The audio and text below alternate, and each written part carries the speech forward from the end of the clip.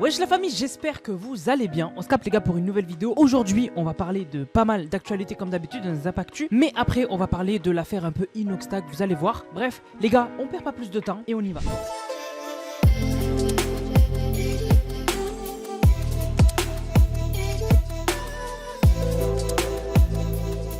Alors dans un premier temps les gars, on va parler de cette actualité. Alors à votre avis, qu'est-ce que c'est ça? Parce que vous allez me dire, Anas, ben, c'est une table de billard, rien de spécial. Ben non, c'est une table de billard vendue par Hermès. Voilà, Hermès, la marque de luxe. Et donc, elle est à 300 000 $. Voilà, elle coûte 300 000 $, donc en gros le prix d'une villa. Voilà, vous allez dans le sud, vous achetez une villa avec 300 000 $. Voilà, et alors, ce qui est dingue dans l'actualité, c'est que bon, déjà, c'est pas la première fois qu'on voit un peu un produit de luxe d'une marque un peu hyper connus comme Balenciaga, etc. Ils font de plus en plus de mobilier, comme par exemple Louis Vuitton, qui fait beaucoup par exemple de canapés, etc. Ben voilà, Hermès se met au loisir avec cette table de billard qui va très bien aller dans une maison à 2 millions de dollars d'un millionnaire. Mais ce qui est incroyable, c'est que vous pouvez acheter en plus des... je sais pas comment on appelle, des... je crois que ça s'appelle des queues. Voilà, la queue de billard. Voilà. Tu peux acheter des queues supplémentaires pour 5 000 $. Donc en anglais, eux ils disent spare stick. Voilà, un spare stick, si t'en veux un de plus, 5 100 $. Je sais pas si on se rend compte, 5 100 $. C'est complètement dingue. Alors maintenant, j'ai l'impression que cette news, elle ressort souvent. Mais là, on parle quand même d'une trend qui est un peu bizarre. Comme j'ai dit, cette news, j'ai l'impression qu'on la voit chaque année en fait. Mais en gros, on a en fait une tendance assez bizarre en Chine qui est en fait de manger de la nourriture avec du plastique. En gros, une image vaut 1000 mots. Je vais vous montrer ce que ça donne. Donc voilà, en gros, ça donne ça. Donc en fait, les gens mangent de la nourriture, mais dans du plastique. Et après, la recrachent. En gros, c'est parce qu'ils ont vraiment cette phobie-là dans les pays asiatiques de grossir. Voilà, vraiment, faut être le plus mince possible. Même les muscles, c'est mal vu. Genre faire de la muscu, c'est pas quelque chose qui est esthétique. Pour eux, l'esthétique, c'est vraiment être tout fin et le plus pâle possible. C'est pour ça que quand il y a du soleil, ils ont des parapluies et tout. Vraiment, le plus pâle possible et le plus mince possible. Et donc voilà, et donc en fait pour pas avoir ce sentiment là de se priver, eh ben en fait ils mettent la nourriture dans du plastique, la mâchent pour avoir cette sensation un peu de mâcher, de profiter un peu de la nourriture, et après ils la jettent. Genre ils sortent le truc et bon lui il a... Bah, ça c'est de l'IA ça. Ça c'est de l'IA. Mais cette tendance elle a vraiment existé.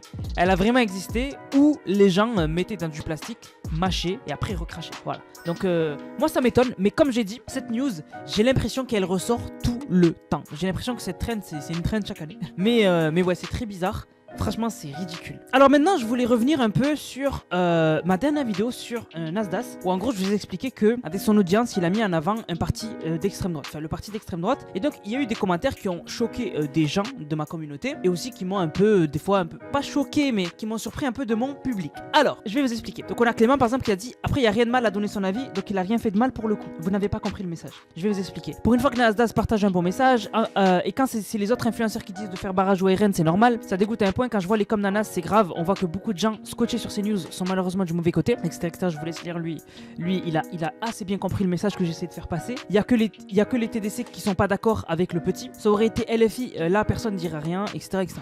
Donc en fait, moi, ma chaîne, elle est pas. On parle pas souvent de politique. Voilà, on parle pas souvent de politique, même si j'aime bien quand même parler avec les jeunes et vous éduquer un peu, faire éduquer un maximum de personnes sur la politique. Je suis pas le plus calé sur le sujet, mais quand même, j'essaie de vous donner un peu des indicateurs, par exemple, de suivre, de lire. Par exemple, je le sais, c'est même pas juste une idée ou quoi. Je sais que, par exemple, la personne qui dit, par exemple Thomas qui dit, et quand c'est les autres influenceurs qui disent de faire barrage au RN, c'est normal, je sais que lui, je le sais, n'a jamais ouvert un programme d'un parti. Il n'a jamais ouvert, il sait pas ce qui se passe, il sait pas... En fait, il faut savoir que 99% des jeunes n'ont jamais lu concrètement ce que les partis veulent faire. Ils l'ont jamais lu. En fait, pour eux, s'ils se disent...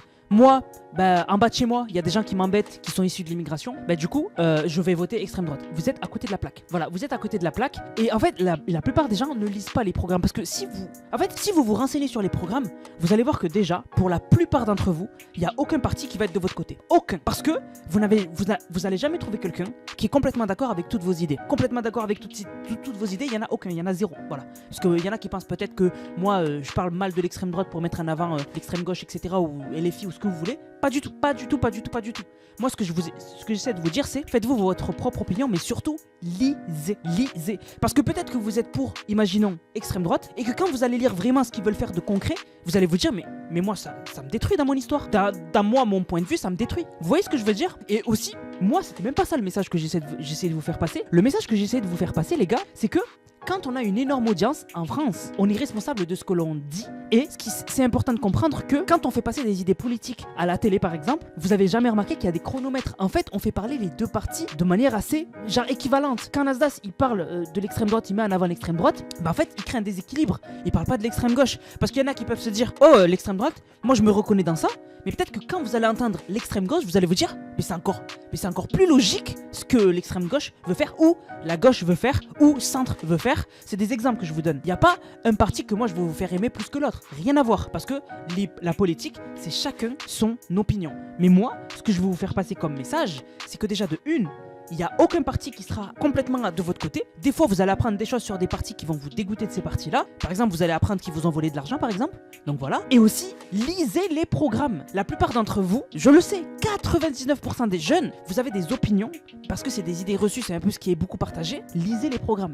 Lisez les programmes. Par exemple, vous êtes intéressé par lui, programme de lui, vous cherchez et vous lisez. Qu'est-ce qu'il veut faire? Qu'est-ce qu'il a prévu de faire? Et regardez en fait si c'est possible. Est-ce que vous, dans votre classe, parce que je sais que la plupart d'entre vous qui me regardez, vous êtes dans la classe moyenne, est-ce que ça va vous aider dans la classe moyenne? Est-ce que ça va vous donner un bel avenir? Est-ce que ça va vous voyez ce que je veux dire ou pas? Donc c'était ça un peu le but. Par exemple, quand on me dit, et quand c'est les autres influenceurs qui disent de faire barrage au RN, c'est normal, mais c'est pas question de mettre des bâtons dans les roues à l'extrême droite. Moi je m'en fous, vous faites ce que vous voulez, vous votez pour ce qui vous voulez. C'est pas ça le but. Le but, c'est que vous faisiez le vote qui vous arrange à vous, et arrange votre classe en général.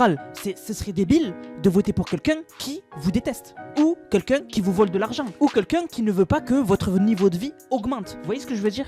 Voilà, donc c'est pour ça que lisez. Voilà, j'ai pas d'autre explication à vous dire que lisez. Et quand Nasdaq il parle de l'extrême droite, il en parle sans savoir exactement ce que c'est en gros. Il sait pas, même lui est complètement clueless. On appelle ça clueless. Il est perdu. La personne qui parlait dans la vidéo, le petit jeune là, perdu. Et la personne en face, perdu. En gros, vous écoutez des gens parler de politique qui n'y connaissent rien. Voilà, c'était ça la problématique. Mais bref, maintenant les gars, on va parler de Inoxtag. Alors Inoxtag, il tease un concept qui a l'air incroyable où il s'est complètement rasé le visage, il s'est rasé la barbe et il s'est rasé aussi, j'imagine, les cheveux parce qu'il les montrait pas, mais bon, il a sous-entendu qu'il s'était rasé aussi les cheveux. Donc ici on a Inoxtag qui dit j'ai envie de pleurer, cette story n'est pas un filtre. Ensuite il dit on dirait, bon voilà. Et après il dit peut-être vous avez pas vu en dessous du bonnet, c'est mieux qu'il reste là où il est. Voilà. Et donc c'est un concept qui a l'air intéressant, on sait pas ce que c'est, peut-être c'est un truc en lien avec un peu sa jeunesse, peut-être faire un peu une boucle avec sa jeunesse et aujourd'hui ce qu'il est devenu, je sais pas. Parce que bon, j'imagine que s'il se rase la barbe, c'est peut-être pour faire plus jeune par rapport à lui comme il était avant. Mais bref, on a Booba qui a tweet et qui a dit un projet de merde.